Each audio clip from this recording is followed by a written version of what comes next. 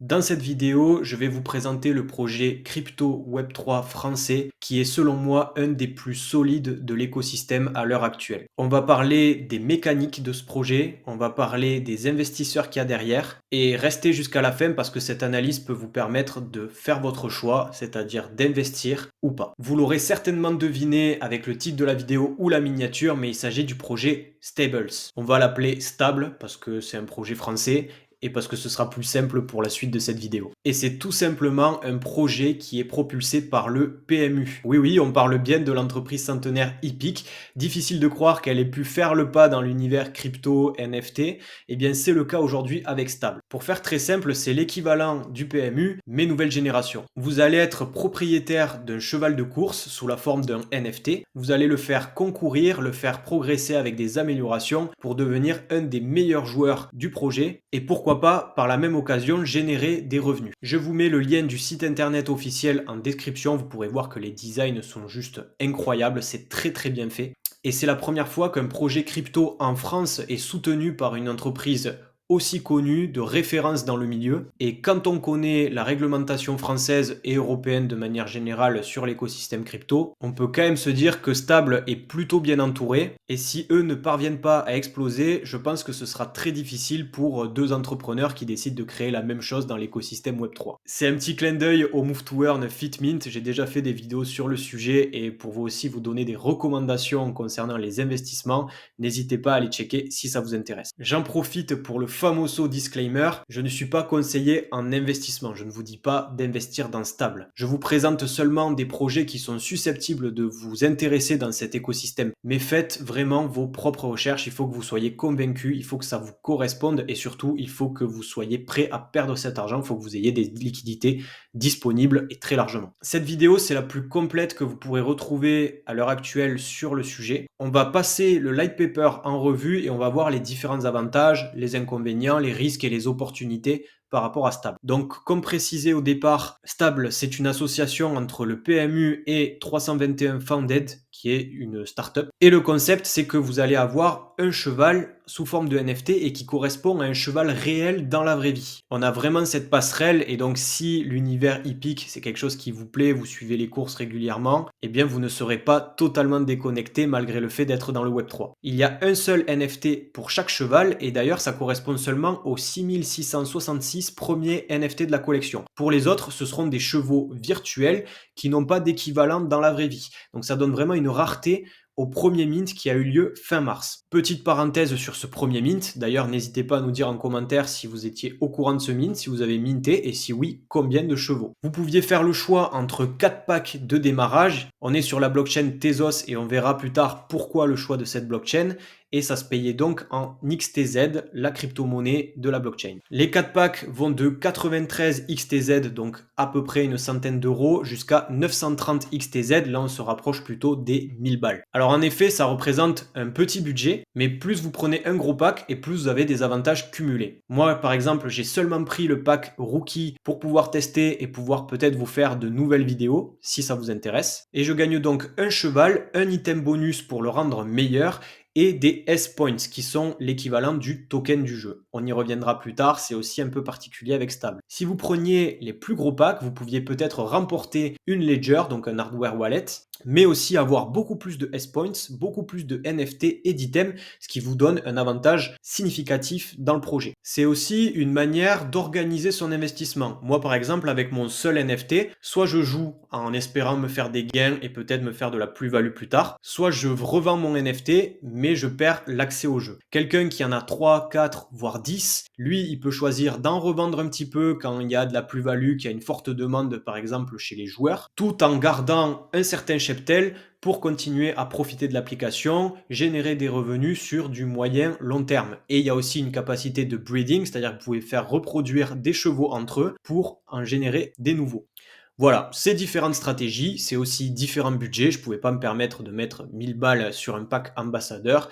Je voulais juste accéder à cette application qui me semble très prometteuse et très solide, donc je suis parti sur un rookie. D'ailleurs, ce serait intéressant de savoir quel pack vous auriez pris ou peut-être quel pack vous avez déjà pris et pourquoi d'un point de vue stratégique. Pour revenir donc sur le Light Paper, on est sur un projet qui ne veut pas être que français, qui veut aussi s'ouvrir à l'international pour créer une grande communauté de passionnés. Ils parlent pas mal d'Equiverse, qui serait l'équivalent du métaverse pour leur projet. Et d'ailleurs, l'objectif à terme, c'est de pouvoir faire le lien entre monde virtuel et monde réel, c'est-à-dire que vous pourriez par exemple avec un casque VR assister à des courses qui se déroulent à l'autre bout du monde, de voir vos chevaux concourir calqués sur le cheval réel qui concourt dans un vrai terrain. Je sais pas si je suis très clair, mais vous avez l'idée. Et ça pourrait créer vraiment un truc super sympa. D'ailleurs, ils s'intéressent de très près à Sandbox. Ils ont d'ailleurs investi dans des parcelles sur ce monde-là, au cas où Sandbox continuerait à se développer et s'imposer comme leader sur le marché. Ça, c'est quelque chose à suivre d'assez près. Bien sûr, votre NFT de cheval, même s'il est basé sur un dans la vraie vie, il n'est pas figé. Il va pouvoir devenir de plus en plus fort suivant les performances de son équivalent réel, mais aussi en fonction de votre stratégie de jeu, des améliorations que vous allez apporter, des victoires virtuelles que vous allez remporter, etc. Il le précise très bien d'ailleurs, c'est-à-dire qu'il peut y avoir un cheval qui est excellent dans la vraie vie, mais si vous êtes claqué, il sera pas bon. Je vous souhaite bien sûr l'inverse. Les designs sont très beaux et il y a aussi différents niveaux de rareté, suivant la couleur du cheval, suivant la couleur du pelage, suivant les accessoires. Ça va donner vraiment un caractère unique à votre NFT et ça va lui donner plus ou moins de valeur spéculative sur le marché. Leur perspective, bien sûr, c'est une perspective de croissance, donc ils vont pas juste s'en tenir aux 6666 premiers NFT, même s'ils ont une rareté supérieure, mais ils vont émettre 3000 NFT tous les 6 mois. Ça dépendra bien sûr du nombre d'utilisateurs, de la hype créée autour du projet, mais c'est leur objectif. Du coup, normalement, il y aura un prochain mint en fin d'année 2023. On est pour l'instant sur des chevaux français, mais à terme, ils vont essayer d'avoir des licences pour des chevaux à l'étranger et de toucher une communauté internationale. Et aussi, pourquoi pas, faire revivre des chevaux du passé, des grands champions. Alors moi, perso, je ne suis pas assez assidu dans cet univers sur les courses hippiques, mais je pense qu'un vrai passionné sur un projet comme Stable, s'il aime un peu le côté Web3, crypto NFT, il va se régaler. Une fois que vous avez votre NFT, à défaut de spéculer dessus, il va falloir le faire progresser. Et pour ça, on passe sur le côté gaming et la participation à 3 types de courses.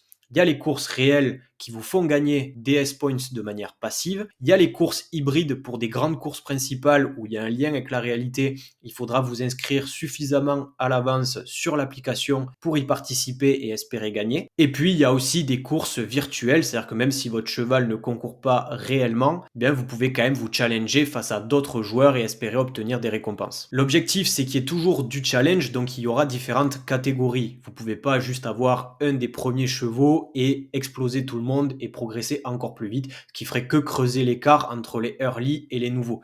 Et ça, c'est quelque chose aussi qui est très intéressant, qui le fait se démarquer de pas mal de projets crypto, où souvent c'est les premiers qui se régalent et ceux qui arrivent à la fin qui galèrent pour espérer prendre la place des premiers. Là, en fait, vous avez une sorte de leaderboard. Si vous gagnez, vous allez jouer dans des compétitions avec de meilleurs joueurs, et donc que vous soyez early ou pas, ça ne vous donne pas forcément plus de chances de remporter vos courses. Après, bien sûr, plus vous avez un niveau élevé et plus vous allez accumuler des S-Points qui vous permettront d'investir dans des objets de meilleure qualité. Enfin voilà, il y a quand même un effet de cumul intéressant et c'est normal. Quelque chose de top aussi, c'est l'aspect social et collaboratif parce qu'il y aura un jeu par équipe. Si vous me suivez sur les réseaux sociaux, vous savez peut-être que je fais partie de la guilde Les Veilleurs des Otera, qui est une guilde française qui s'intéresse à ce type de projet. Et donc si comme moi vous faites partie d'une guilde ou d'un groupe de personnes qui s'intéressent à Stable, eh bien vous pouvez vous regrouper d'ici 2024 et former une écurie. Ça vous permettra d'avoir un espace de jeu avec vos designs, les couleurs propres de votre team et ça vous permettra aussi d'accéder à des courses spéciales, donc certainement des courses entre teams, ce qui est vraiment intéressant, surtout quand on a l'esprit un peu compétitif,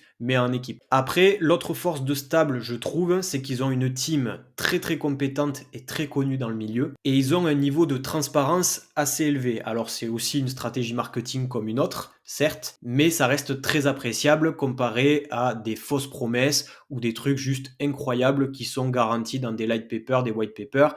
Et puis quand on creuse sur ces projets en question, on se rend compte qu'il n'y a pas grand chose derrière, qu'il n'y a pas les moyens nécessaires non plus pour les développer. Et donc c'est bien dommage et ça fait perdre confiance aussi en l'écosystème parfois. Là, ils sont ouverts, ils disent qu'ils vont proposer peut-être des améliorations, que c'est pas à l'ordre du jour, mais qu'ils étudient le truc. Il y a par exemple le système de paris. Là, on pourrait avoir un équivalent où il y a des personnes qui peuvent miser sur votre cheval virtuel et puis si vous gagnez effectivement la course, ils reçoivent des gains et etc. Après, eux, leur truc, c'est vraiment d'insister sur l'aspect gaming et le jeu de course en lui-même.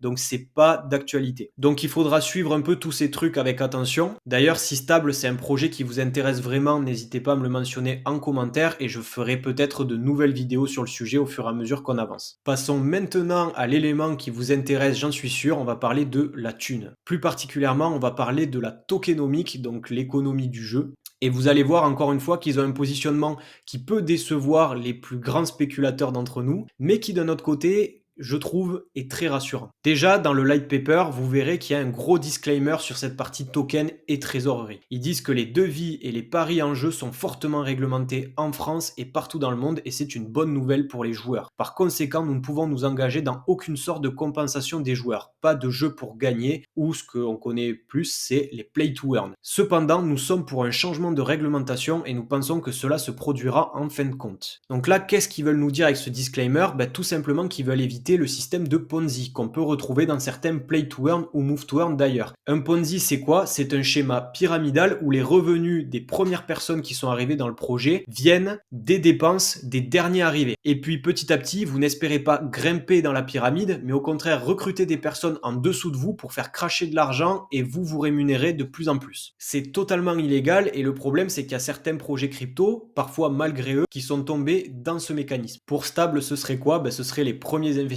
des chevaux réels qui sont au sommet de la pyramide et ensuite petit à petit, il y a des étages en dessous qui se construisent avec des personnes qui vont payer de plus en plus cher les NFT pour rentrer dans le jeu et ces investissements permettront de rémunérer les strates supérieures qui vont cash out par exemple le token S-Point. C'est pour ça qu'aujourd'hui il ne se prononce pas du tout sur la supply en S-Point et il le présente plutôt comme un token de jeu qui va vous permettre d'améliorer votre personnage et pas forcément de faire du cash out en crypto-monnaie, même s'il n'exclut pas la possibilité. Et c'est vrai que ce serait intéressant pour les joueurs afin d'avoir des revenus réguliers et pourquoi pas aussi spéculer sur la valeur de leur NFT. Ils le disent d'ailleurs que leur objectif c'est de créer un token, donc le S-Point fort et utile, et nous espérons pouvoir un jour permettre aux joueurs de reconvertir les S-Points en Tezos, la crypto-monnaie de la blockchain. Mais cela n'est pas certain et nécessitera des changements dans la loi et la réglementation sur les jeux de hasard. Si on tombe dans ce scénario qui est le plus pessimiste possible, ça veut dire que la seule source de revenus que vous pourrez générer avec Stable, c'est l'achat-revente de NFT. Donc là, ça voudrait dire que le token ne servirait qu'à jouer dans le jeu et pas forcément à générer des revenus. Voilà, donc pour moi, il faut trouver le meilleur compromis entre le Ponzi et le jeu où on ne gagne strictement rien, dans la mesure où c'est quand même un projet qui vous demande un certain budget, donc faut pas déconner à un moment. Pour les plus petits investisseurs comme moi, ça représente 100 euros, ce qui est quand même pas négligeable pour un jeu, faut l'admettre. Mais pour les plus motivés d'entre nous, ça montait à un investissement de 1000 balles. Donc bien sûr que ces personnes-là, elles attendent un retour sur investissement. Même si elles ont fait leurs propres recherches et qu'elles n'ont investi que l'argent qu'elles étaient prêtes à perdre, ce serait un tout petit peu hypocrite de dire qu'on a mis 1000 balles juste parce qu'on est passionné par l'équiverse. Du coup, il y a beaucoup d'incertitudes d'un point de vue de la réglementation et c'est vrai à l'échelle de la crypto-monnaie en France et dans le monde. Et c'est très bien que l'équipe de Stable le mentionne au grand jour dans le light paper plutôt que de le cacher ou d'aller domicilier l'entreprise dans un autre pays pour un petit peu contourner tout ça. Alors bien sûr, entre chaque achat et vente de NFT, il y aura une petite part des frais qui seront versés à l'équipe Stable pour du marketing, pour du développement du projet. Une partie également pour renforcer la trésorerie et pouvoir fournir des S-Points aux joueurs. Et on n'oublie pas les royalties à verser aux chevaux dans la vie réelle. Enfin, pas directement aux chevaux, vous avez compris. Et rassurez-vous, au-delà de peut-être générer des revenus réguliers avec l'application, être propriétaire d'un NFT, ça va vous donner d'autres avantages. Bien sûr, un accès premium au jeu, au début c'est une bêta, ils apprennent, ils se développent, ils attendent les retours de la communauté.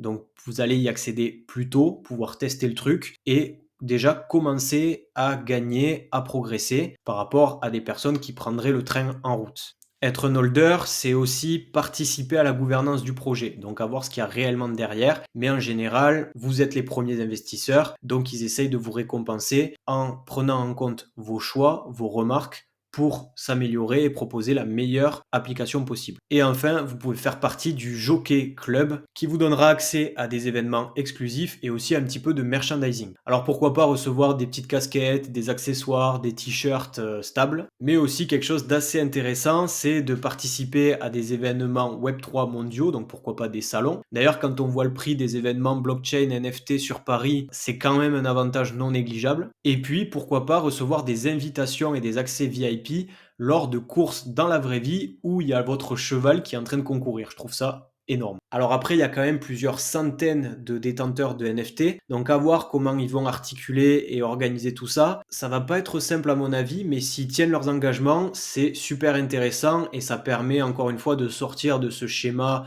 Ponzi ou juste token crypto qu'on cash out, mais d'offrir d'autres utilités, d'autres choses pertinentes sur le fait de détenir un NFT. Et enfin, pour terminer, et ça peut en dérouter certains, moi y compris, c'est le choix de la blockchain Tezos. Alors qu'on sait qu'il y a plein d'autres blockchains qui sont privilégiés par des projets.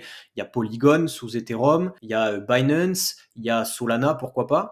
Et là, ça débarque avec Tezos. Pourquoi? En fait, pour la team, il y a plusieurs arguments. Il y a la solidité de cette blockchain, la gouvernance qui permet au protocole d'être régulièrement mis à jour et donc de porter des améliorations, le faible coût énergétique, le côté sécurité. Et puis, il y a quand même pas mal de grosses entreprises qui se sont positionnées dessus, comme Ubisoft, Decathlon, EDF, etc. Et puis, il faut le dire, c'est aussi une blockchain qui est très étatique, qui est très en phase avec la réglementation. On n'est pas sur la plus décentralisée des blockchains, on va dire ça comme ça. Mais bon, Stable essaye de bien faire. Stable essaye d'être propre, d'être compliant avec la réglementation française. Et c'est tout à leur honneur, même si ça provoque quelques petites surprises, quelques petits changements par rapport à des projets auxquels on est habitué ou qu'on a vu sortir d'un peu partout sur ces derniers mois. Petite anecdote, il n'y a pas longtemps, ils ont demandé à quelques détenteurs de NFT de leur fournir un justificatif pour être sûr que ce sont bien eux derrière leur adresse de portefeuille et sur la source de leur fonds. Voir si c'est pas de la crypto-monnaie qui viennent de sources illégales, ce genre de choses. Donc oui, clairement, si vous êtes à la recherche de projets qui sont totalement décentralisés et dans l'anonymat le plus complet, avec Stable et le PMU, ça va être un petit peu compliqué. Mais de mon point de vue, si c'est fait en toute connaissance de cause, je préfère aller sur ce type de projet plutôt que d'aller sur quelque chose qui est très opaque, qui est très borderline avec la réglementation et qui d'un jour à l'autre peut se retrouver down et vous perdez tout. Voilà, c'était la présentation complète du projet Stable. Je vous mets maintenant toute l'équipe qu'il y a derrière le projet ainsi que leurs conseillers.